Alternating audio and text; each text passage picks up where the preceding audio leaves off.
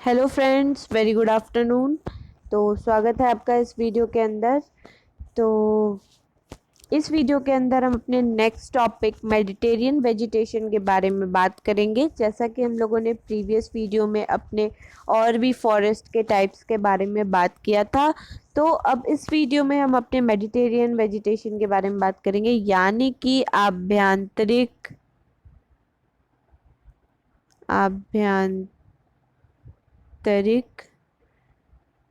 वनस्पतियों के बारे में हम इस वीडियो में देखेंगे।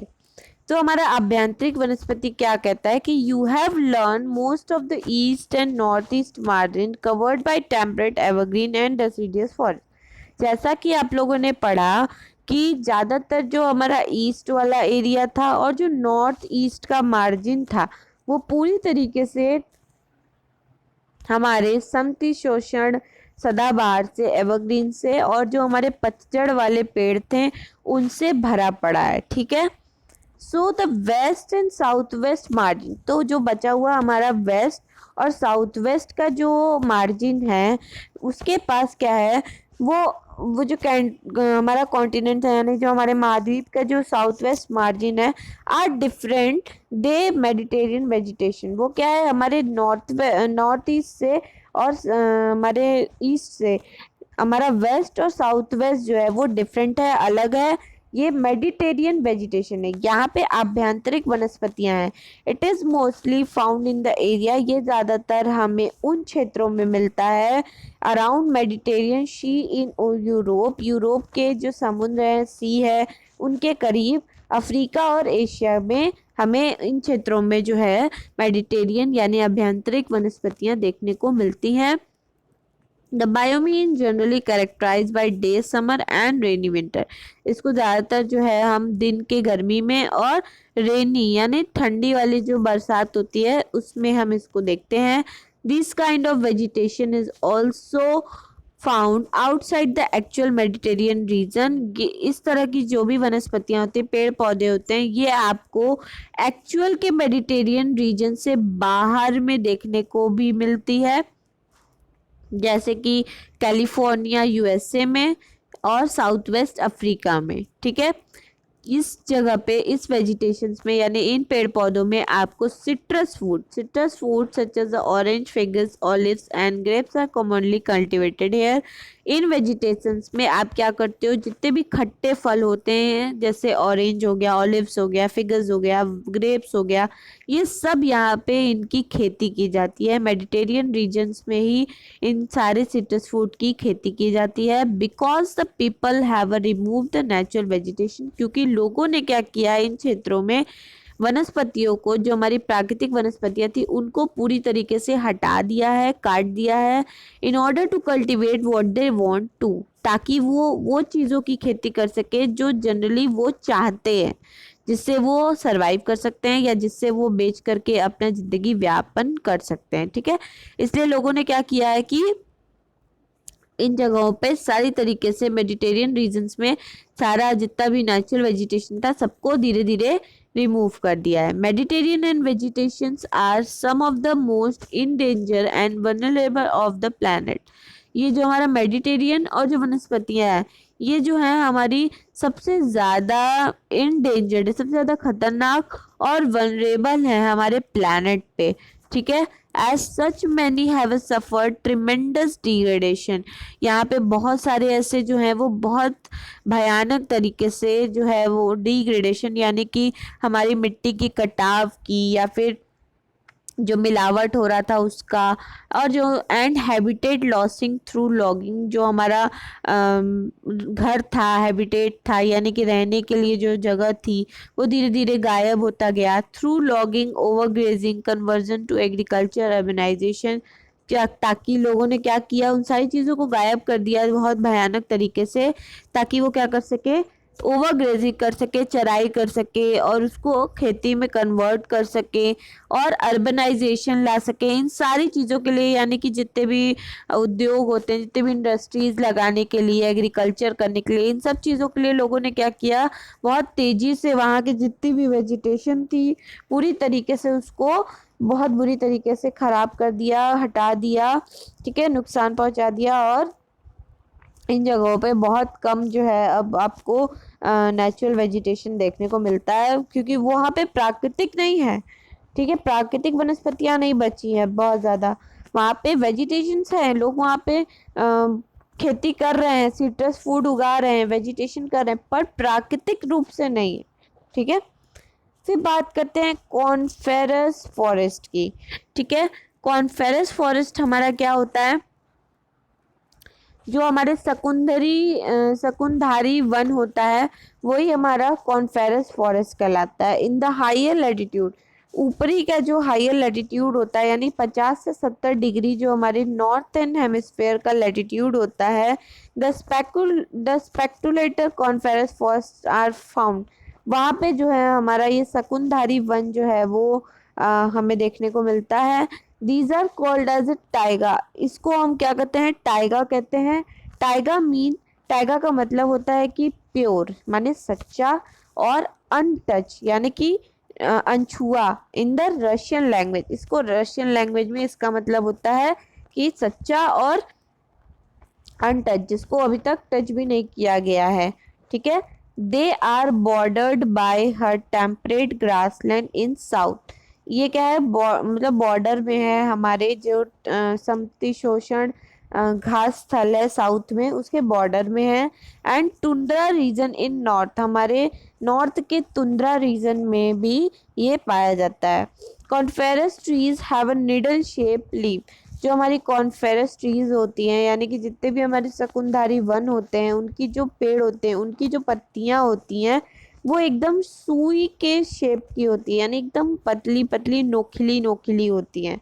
दे are tall softwood evergreen trees, यहाँ पे बहुत लंबी लंबी और नरम लकड़ियों वाले हरे भरे पेड़ पाए जाते हैं, मतलब वहाँ की लकड़ियाँ काफी सॉफ्ट होती हैं और हरा भरा पेड़ भी होता है। The woods of these trees are very useful, इन पेड़ों की जितनी भी लकड़ियाँ होती हैं वो काफ़ी यूजफुल होती हैं, बहुत ज़्यादा उपयोगी होती हैं। फॉर मेकिंग पल्प, जिससे कि लोग क्या करते हैं, पल्प बनाते हैं, ठीक है। उस लकड़ियों का यूज़ करके वो क्या करते हैं, पल्प बनाते हैं, जो कि यूज़ करते हैं पेपर बनाने के लिए और न्यूज़ प्रिंट, यानी which is use for the manufacturing a paper and news print. जितने भी न्यूज़ प्रिंट्स होते हैं, पेपर्स होते हैं, वो सब पेड़ों से ही बनते हैं। तो इन्हीं पेड़ का, इन्हीं सॉफ्ट वुड का यूज करके जो है पेपर और न्यूज प्रिंट बनाया जाता है। Match boxes, packing boxes are also made from soft wood, जितने भी माचिस के डिब्बे होते हैं या आप जो भी चीज़ें पैकिंग बॉक्स कोई चीज़ पैक करते हो तो उसमें जो बॉक्स यूज़ करते हो, ये सारे जो होते हैं वो सॉफ्ट लकड़ियों से यानी मुलायम लकड़ियों से बनी हुई होती हैं, ताकि, ठीक है, यानी कॉनिफेरस फॉरेस्ट के जंगलों की ही लकड़ियों से ये बनी होती है। एग्जाम्पल चीर का, पाइन का, चिदार का, या फिर ये सब जो इम्पोर्टेंट वेरिएंट होते हैं, महत्वपूर्ण प्रकार होते हैं हमारे पेड़ों के, जो हमारे इन जंगलों में कॉनिफेरस फॉरेस्ट में यानी शकुनधारी वन में पाए जाते हैं। तो सिल्वर फॉक्स और आपका पोलर बियर, ये सब जो हैं कॉमन एनिमल हैं जो इन वनों में पाए जाते हैं। फिर नेक्स्ट टॉपिक है हमारा ग्रास लैंड यानी कि घास स्थल। तो grassland is the area in which the vegetation is dominated by nearly continuous cover of grasses. जो घास स्थल जो क्षेत्र होता है ये वेजिटेशन होता है, जहाँ पे वेजिटेशन किए जाते हैं यानी पेड़ पौधे होते हैं, वो आसपास मतलब जो है निरंतर जो है वो घास से घिरे हुए होते हैं, पूरा कवर होते हैं। ये जो क्षेत्र होता है, मैदान होता है, वो पूरी तरीके से घासों से घिरा हुआ होता है। Grassland have many names, grassland जो है वो कई सारे नेम्स हैं इसके, जैसे प्रेजेस इन नॉर्थ अमेरिका, नॉर्थ अमेरिका में इसको प्रेजेस के नाम से जाना जाता है। एशिया में इसको स्टीप्स के नाम से जाना जाता है। सवाना इसको जो है अफ्रीका में, वेल्डेट्स इसको अफ्रीका में नाम से जाना जाता है, ठीक है। Grassland are the places where there is too little rain. घास स्थल वो जगह होता है, वो स्थान होता है जहाँ पे बहुत ज़्यादा कम बारिश होती है फॉर ट्रीज, पेड़ों के लिए। और ये जो है घास होते हैं बहुत बहुत नंबर्स में, मतलब बहुत बड़े पैमाने के नंबर्स में जो है वो यहाँ पे ग्रो करते हैं, क्योंकि घासों को बहुत ज़्यादा बारिश की ज़रूरत नहीं होती है, इसलिए वहाँ पे इजीली जो है वो घास उग जाता है उन क्षेत्रों में, और बहुत घने नंबर्स में होता है। ठीक है, दो तरीके के ग्रासलैंड्स यहाँ पे दिखाए गए हैं। पहला होता है हमारा ट्रॉपिकल ग्रासलैंड, दूसरा होता है हमारा समशीतोष्ण घास स्थल यानी टेम्परेट ग्रासलैंड। ठीक है, तो ट्रॉपिकल ग्रासलैंड क्या होता है? Tropical grassland are located near the equator. जितने भी ट्रॉपिकल घास स्थल होते हैं हमारे सारे के सारे इक्वेटर के करीब होते हैं, वहीं पे ये हमें देखने को मिलते हैं। Between the tropic of Cancer and the tropic of Capricorn, ये हमारे ट्रॉपिक ऑफ कैंसर और ट्रॉपिक ऑफ कैप्रिकॉर्न यानी कि हमारा ये अर्थ हो गया, ये हमारा इक्वेटर हो गया, ट्रॉपिक ऑफ कैंसर और ट्रॉपिक ऑफ कैप्रिकॉर्न के बीच में ही हमको ये ट्रॉपिकल ग्रासलैंड देखने को मिलता है। Most of the tropical grassland are found in the interior part of the continent. ज़्यादातर जितने भी हमारे घास स्थल होते हैं ट्रॉपिकल के, ये सब हमको अपने महाद्वीपों के अंदरी भाग में, इंटीरियर पार्ट में पाए जाते हैं। Between the tropical rain forest and tropical desert, tropical रेगिस्तान के और ट्रॉपिकल वर्षा वाले वन के बीच में ही हमको ये ट्रॉपिकल ग्रासलैंड देखने को मिलता है। Tropical grassland are also known as savanna tropical grassland. Tropical घास स्थल जो होता है इसको हम सवाना ट्रॉपिकल ग्रासलैंड के नाम से भी जानते हैं। Where wet and dry season come alternatively, जहाँ पे सूखा और गीला दोनों मौसम जो होता है, सीजन होता है, वो आता है अल्टरनेटिवली। मतलब अभी बारिश वाला मौसम चल रहा है, नम वाला, वेट वाला, बाद में ड्राई सीजन होगा यानी रूखा सीजन होगा। The grass can grow very tall, यहाँ का घास जो होता है वो काफ़ी लंबा होता है, about 3 to 4 metre in height. इसकी हाइट जो होती है वो 3 से 4 मीटर की होती है। ठीक है, इन क्षेत्रों में जितने भी घास खिलते हैं वो सब 3 से 4 मीटर के होते हैं। एनिमल्स, यहाँ पे जो एनिमल्स पाए जाते हैं वो हमारे एलिफेंट्स, हाथी, जेब्रा, जिराफ, डियर, लेपर्ड। ठीक है, ये सारे एनिमल्स जो हैं वो इन क्षेत्रों में पाए जाते हैं। फिर हमारा नेक्स्ट टॉपिक है टेम्परेट ग्रासलैंड, यानी दूसरा जो हमारा घास स्थल होता है। ठीक है, ट्रॉपिकल ग्रासलैंड के बाद टेम्परेट ग्रासलैंड होता है, यानी समशीतोष्ण घास स्थल जो होता है। Are located in the mid latitude, ये हमारे लैटिट्यूड के बीच में एग्जिस्ट करता है, मतलब ट्रॉपिक ऑफ कैंसर और south of the tropic of Capricorn के बीच में, यानी नॉर्थ के ट्रॉपिक ऑफ कैंसर और साउथ के ट्रॉपिक ऑफ कैंसर के बीच में होता है। Temperate grassland have a temperate continental climate. जितना भी हमारा समशीतोष्ण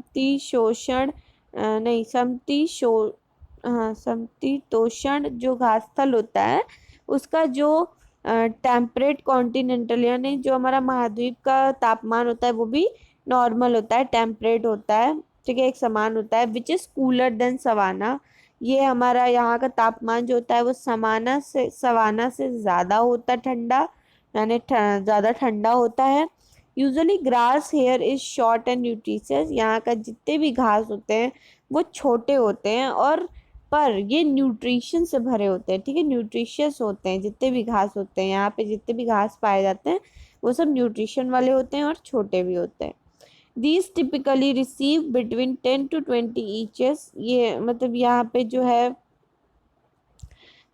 है जो 10 से 20 इंच की जो है प्रेसिपिटेशन यानी बारिश जो है वो पूरे साल भर में मिलती है। Much of these falls as snow, ज़्यादातर क्या मतलब कि इसमें से क्या होता है, ज़्यादातर स्नो गिरता है।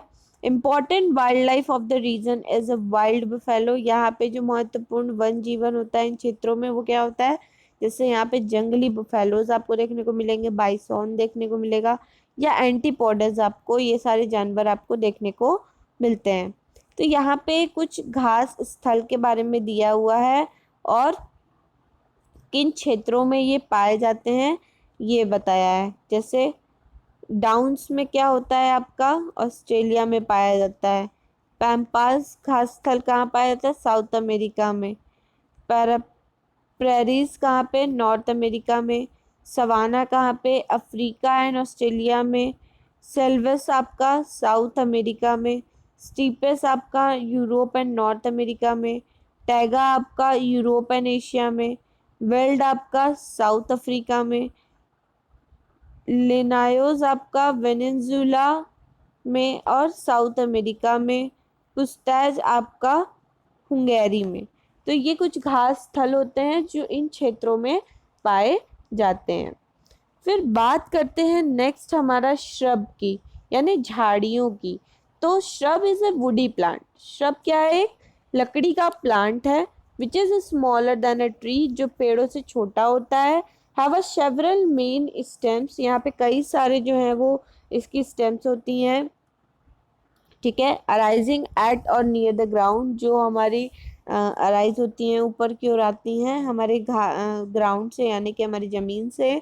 Shrubs are generally short and bushy, ये जो श्रब्स होते हैं, झाड़ियाँ होती हैं, वो छोटी होती हैं और ज़्यादा बुशी टाइप की होती हैं, घनी टाइप की होती हैं, बश टाइप की आप समझ लो। And one does not see of significant part of the stem, और इनके किसी भी आप स्टेम को या स्टेम के पार्ट को आप नहीं देख पाओगे। Shrubs are otherwise called bushes, shrubs को ही हम बुशेस के नाम से भी जानते हैं, ठीक है। जैसे झाड़ियाँ होती है ना, तो वो ऐसे बुशेस गुच्छा टाइप का रहता है, वो उस टाइप का रहता है, तो उसी को हम बुशेस कहते हैं।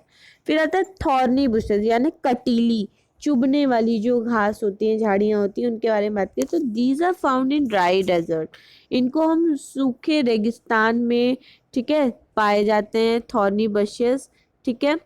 Tropical desert are located on western margin region of the continents, जितने भी ट्रॉपिकल डेजर्ट होते हैं हमारे लोकेटेड करते हैं।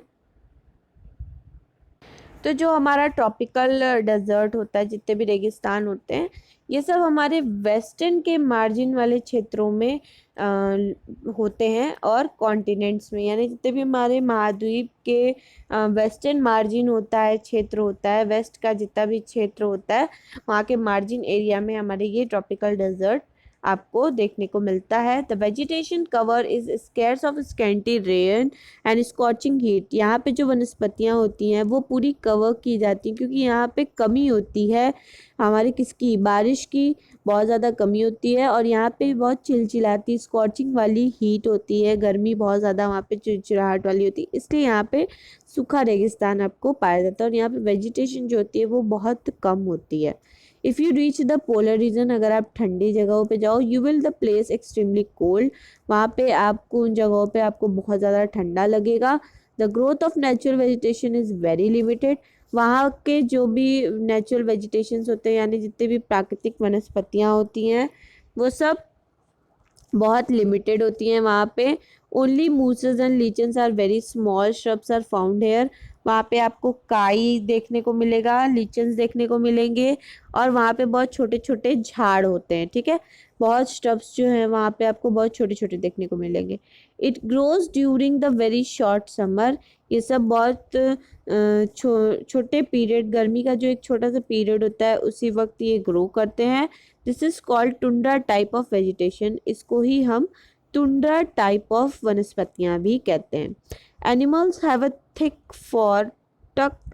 Thick skin to protect themselves, यहाँ के जितने भी जानवर होते हैं पोलर रीजन के, इन सब के जो होते हैं फर जो होते हैं वो काफ़ी थिक होते हैं, इनके जितने भी बाल होंगे वो काफ़ी थिक होते हैं, उनकी स्किन चमड़ी भी बहुत मोटी होती है, ताकि वो खुद को प्रोटेक्ट कर सके, ताकि वो खुद को ठंड से बचा सके for the cold climatic condition, क्योंकि वहाँ का जो तापमान होता है वो काफ़ी ठंडा होता है, तो वो खुद को प्रोटेक्ट करने के लिए उनका जो बाल होता है वो काफ़ी मोटा होता है, उसकी स्किन भी काफ़ी मोटी होती है।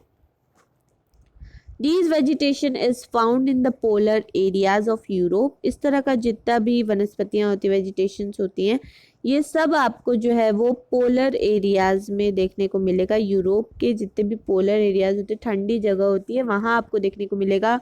एशिया में देखने को मिलेगा, नॉर्थ अमेरिका में देखने को मिलेगा। एग्जाम्पल यहाँ पे जितने भी सील हैं, आर्कटिक आउल हैं, पोलर बियर हैं, स्नो में रहने वाले जितने भी फॉक्सेस, लोमड़ी होते हैं, ये सारे जानवर जो हैं आपको यहाँ पे देखने को मिलेंगे। ठीक है, तो ये हो गया हमारा टुंड्रा वेजिटेशंस के बारे में बात, पोलर रीजन के बारे में बात हो गई, डेजर्ट एरिया के बारे में बात हो गई। ये सब जगहों पे अलग अलग तरीके का लिमिटेड ही नेचुरल वेजिटेशन है, क्योंकि बहुत ज़्यादा ठंडी की वजह से भी वहाँ पे वनस्पतियाँ नहीं हैं, और बहुत ज़्यादा बारिश ना होने की वजह से, स्कॉचिंग हीट होने की वजह से भी डेजर्ट में जो है वो नेचुरल वेजिटेशन लिमिटेड ही है। ठीक है, तो ये चैप्टर यहीं फिनिश होता है। अगर आपको इस चैप्टर से रिलेटेड कोई भी क्वेरीज होती है, कोई भी दिक्कत होती है, तो आप कमेंट सेक्शन में कमेंट करके पूछ सकते हैं। आई होप कि आपको वीडियो समझ में आई होगी। Thank you so much.